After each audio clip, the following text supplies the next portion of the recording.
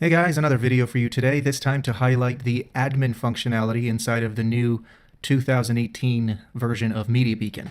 Getting into the admin section remains unchanged. You'll still go to Manage, System to get in. Once you're in the admin section, you'll notice that you can filter and search in the admin section the same way you do assets in the user section.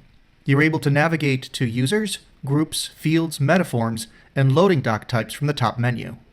You're also able to sort and filter in the columns. For instance, if I'm looking for group membership, everyone who is in demo, I can do that right here, click search, and it'll filter.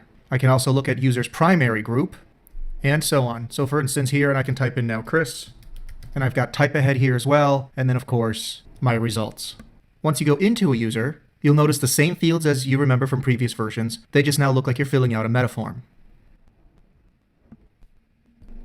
And if you're manually creating a user, you can go to Create, User, and fill out the form and click Create. The new format is extremely helpful, especially if you have hundreds of fields to manage inside of the system. You can now easily search for fields just like you did users, and of course filter by them as well. All of the information about the fields are in a form when you click on it. If you make any changes, update the field, and it's done. Let's see how to work with forms. Let's create a new one. We'll give it a name.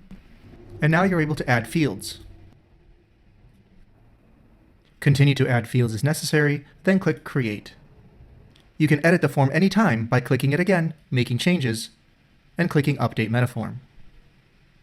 And that's the new look and feel of MediaBeacon 2018 System Settings page or Admin page. Feel free to post any other questions in the comments page. Thanks for watching.